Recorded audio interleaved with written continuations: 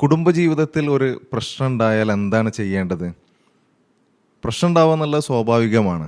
രണ്ടാളുകൾ ഒരുമിച്ച് ജീവിക്കുമ്പോൾ രണ്ടാളുകളുടെയും സ്വഭാവം വ്യത്യസ്തമായിരിക്കും, അവരുടെ ടേസ്റ്റ് വ്യത്യസ്തമായിരിക്കും. അതുകൊണ്ട് തന്നെ അവർ ഒരുമിച്ച് ജീവിക്കുമ്പോൾ പ്രശ്നങ്ങൾ ഉണ്ടാവുക എന്നുള്ളത് സ്വാഭാവികമാണ്. പക്ഷെ അങ്ങനെ വരുമ്പോൾ എന്താണ് ചെയ്യേണ്ടത്? ഒരു ചെറിയ വഴക്കാണെങ്കിൽ പോലും ഭാര്യ വിചാരിക്കുക ഭർത്താവ് വന്ന് ശരിയാക്കട്ടെ, ഭർത്താവ് വിചാരിക്കും അത് ഭാര്യ വന്ന് ശരിയാക്കട്ടെ. കാരണം ഞാൻ അത് എൻ്റെ ഭാഗത്ത് നിന്ന് വന്ന ഒരു തെറ്റാണ് എന്ന് പറഞ്ഞു കഴിഞ്ഞാൽ ഞാനൊരു തെറ്റ് ചെയ്തവനാകും എന്ന് വിചാരിച്ചുകൊണ്ട് രണ്ടുപേരും മാറി നിൽക്കലാണ് സാധാരണ ഉണ്ടാവാറുള്ളത്. അതുകൊണ്ട് എന്ത് സംഭവിക്കും? രണ്ടാളും മിണ്ടാതിരിക്കും. പരസ്പരം മിണ്ടാതെ കുറച്ച് ദിവസം പോകുമ്പോൾ ബന്ധങ്ങളിൽ അകൽച്ച വരും, അവർ തമ്മിലുള്ള സ്നേഹം കുറഞ്ഞു കുറഞ്ഞു വരും.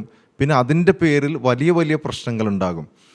ഇവിടെ നമ്മൾ എന്ത് വിഷയങ്ങളുണ്ടാവുകയാണെങ്കിലും അവിടെ അങ്ങോട്ട് ചെന്നുകൊണ്ട് വിട്ടുവീഴ്ച ചെയ്യാൻ സന്നദ്ധരാവുകയാണെങ്കിൽ കുടുംബ ബന്ധങ്ങൾ ഊഷ്മളമായ ബന്ധങ്ങളായി മാറും എന്നുള്ളതാണ്.